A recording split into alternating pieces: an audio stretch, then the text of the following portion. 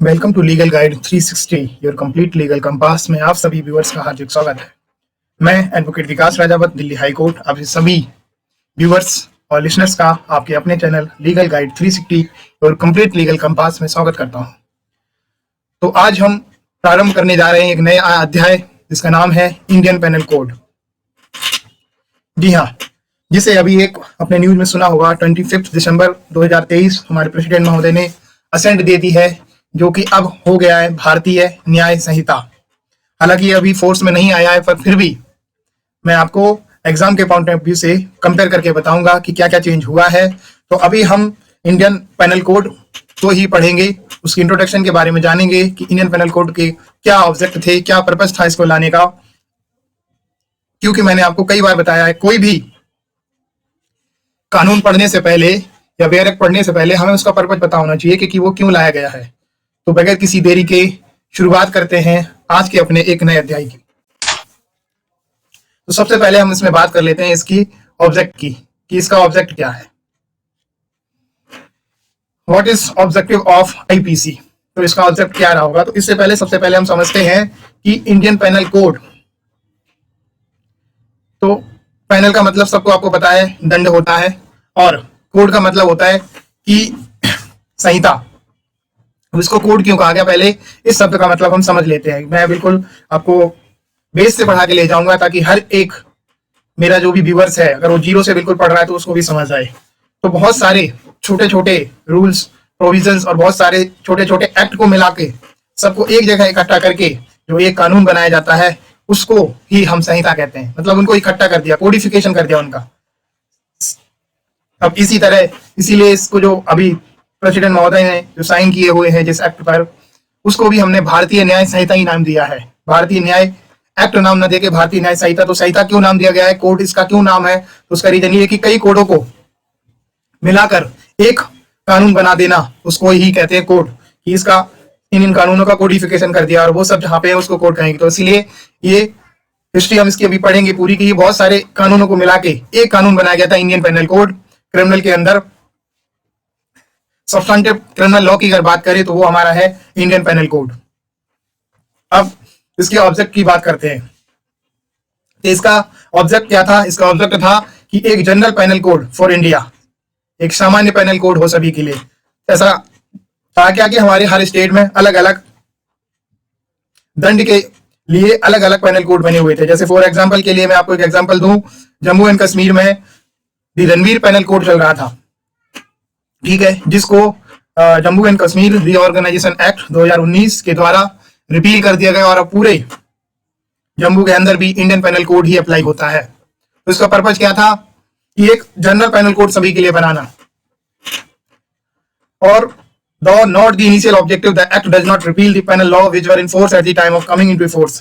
जब ये फोर्स में आया तब जो चल रहे थे, जिनके ऊपर इसको अप्लाई नहीं करा था, इसने सभी को नहीं कर दिया था रिपील। बाकी जिनके यहाँ जो चीजें चल रही थी, जैसे स्टेट में जो लॉ चल रहे थे वो चल रहे थे, पर जितनी जगह सहमति थी कि एक पेनल कोड आए तो उसके लिए एक पेनल कोड ये बना। This was done because the code does not contain all the offences and it was possible that some offence might have still been left out of the code which were not intended to be exempted from penal consequence। तो था क्या, अलग अलग, मैं इसको ऐसे समझा देता हूँ।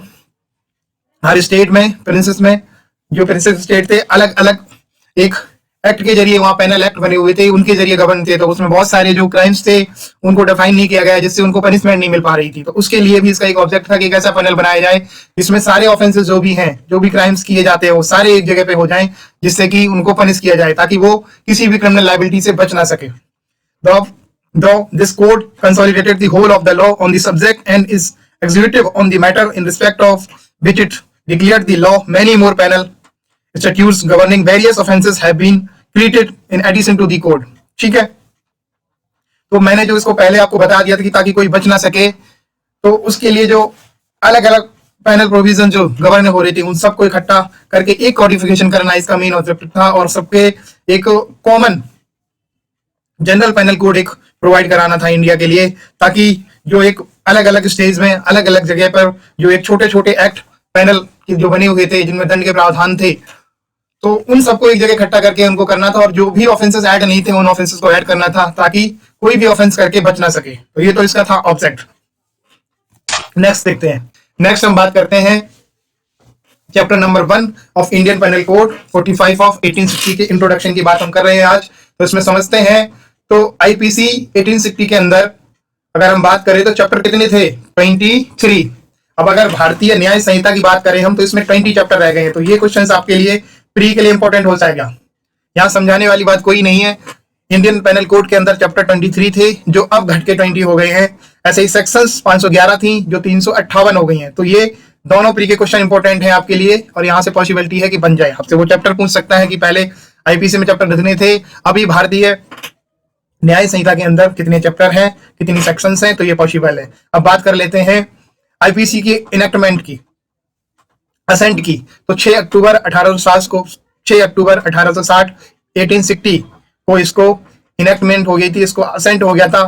तो मैंने ये चीज आपको पहले भी बताई हुई है कि इनेक्टमेंट और इन्फोर्समेंट दोनों डेटे अलग होती हैं। मैं एक बार फिर बता दूं, इनेक्टमेंट का मतलब ये होता है जिस दिन प्रेसिडेंट महोदय उस बिल पर जो पार्लियामेंट से पास होकर आया है उस पर अपनी मोहर दे देते हैं, साइन दे देते हैं, उसमें उसको अपनी असेंट दे देते हैं। इसीलिए हमने यहाँ पे वर्ड यूज करा। असेंट किस दिन मिली? तो 6 अक्टूबर। तो जिस दिन प्रेसिडेंट महोदय किसी बिल को असेंट दे देती है उस दिन वो कानून बन जाता है। तो इनेक्टमेंट डेट जो होती है उसकी वही होती है। ठीक है।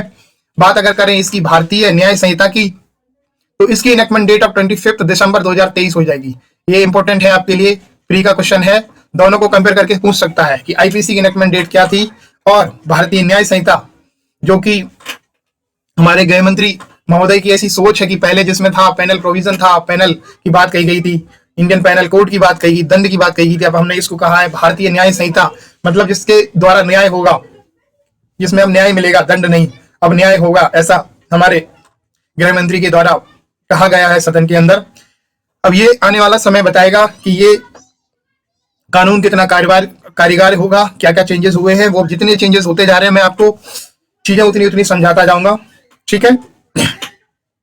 आगे बात कर लेते हैं नेक्स्ट पॉइंटर की, इन्फोर्समेंट और कमेंस। तो इन्फोर्समेंट और कमेंस एक ही चीज होती है। इन्फोर्समेंट मैंने आपको बताई थी। तो आईपीसी की इन्फोर्समेंट डेट क्या था? 1 जनवरी 1862। और बात अगर करें भारतीय न्याय संहिता की तो ये सेंट्रल गवर्नमेंट नोटिफिकेशन से एक ऑफिशियल गजट में इसको निकालेगी कि किस डेट से ये लागू होगा। उसी दिन से भारतीय न्याय संहिता लागू हो जाएगी।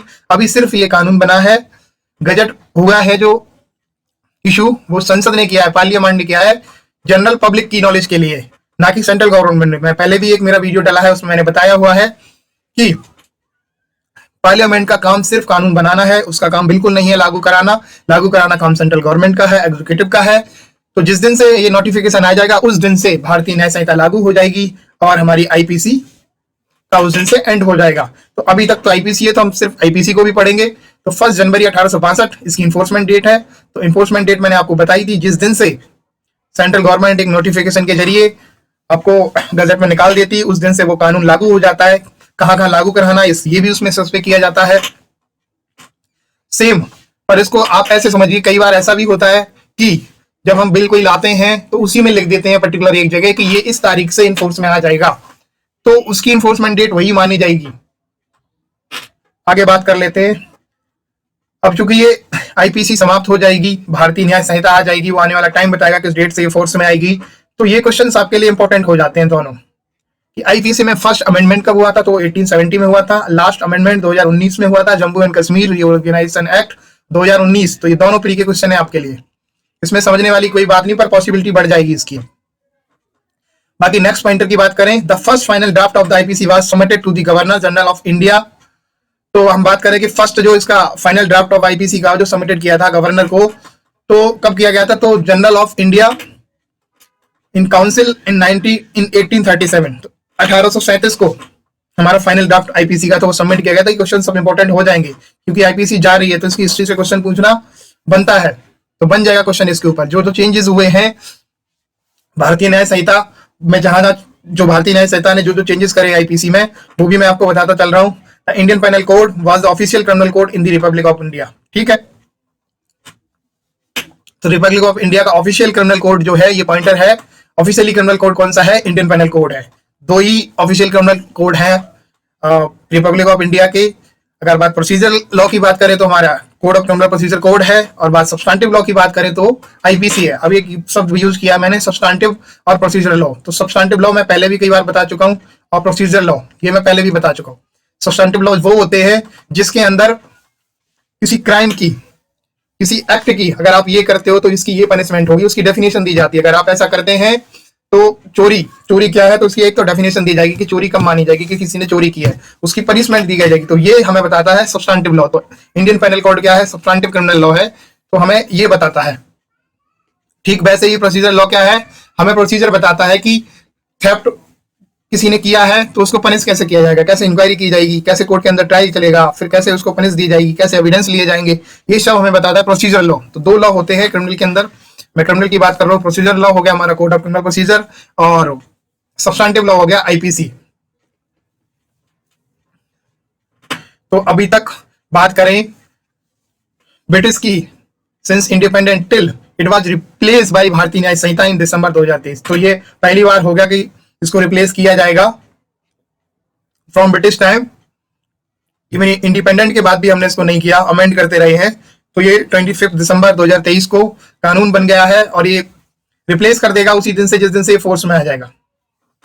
नेक्स्ट पॉइंटर देखते हैं। नेक्स्ट पॉइंटर है, it was a comprehensive code intended to cover all suspensive aspect of criminal law. तो ये क्रिमिनल लॉ को कंप्लीटली रूप से कवर करता है।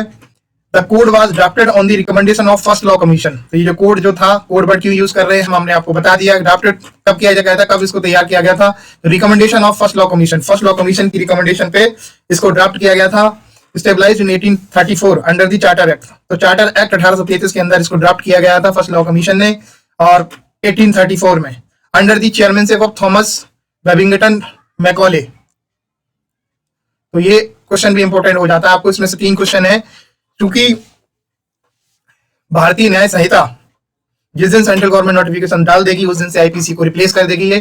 तो आईपीसी के क्वेश्चंस इंपॉर्टेंट हो सकते हैं, मैं उसी हिसाब से आपको पढ़ा रहा हूं। The code has since been amended several time and is now supplemented by other criminal provisions. ठीक है। On 11 August 2023 the government of India introduced a bill in the Lok Sabha to replace the Indian penal code by the Bharatiya Nyaya संहिता। तो ये important question हो सकता है।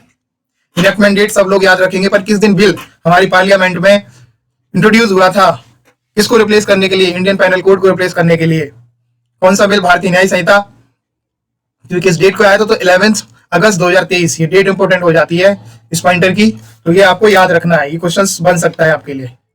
Next देखते हैं pointers. तो आज के इंट्रोडक्शन में सिर्फ इतना ही। मैंने आपको बताया कि ऑब्जेक्ट क्या था इसका, क्या क्या इंपॉर्टेंट हो सकता है, वो सब मैंने आपको बता दिया। तो इंट्रोडक्शन में मैं आज इतना ही बताऊंगा। नेक्स्ट क्लास लेकर मैं आऊंगा नेक्स्ट किसी day.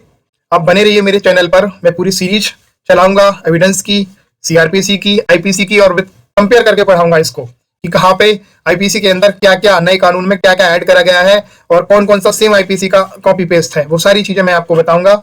Join our Telegram channel to get free study material. अगर आपको इसकी पीडीएफ चाहिए तो आप मेरे क्यूआर कोड को स्कैन करके मेरा चैनल ज्वाइन कर सकते हैं टेलीग्राम का। वहां से आपको फ्री ऑफ कॉस्ट पीडीएफ इसकी अवेलेबल है, इंट्रोडक्शन की, जो मैंने आपको अभी पढ़ाया है, ये सारा आपको मिल जाएगा, आप उसको पढ़ सकते हैं। तो मिलते हैं नेक्स्ट क्लास में। Thank you. सभी स्वस्थ रहें, आबाद रहें।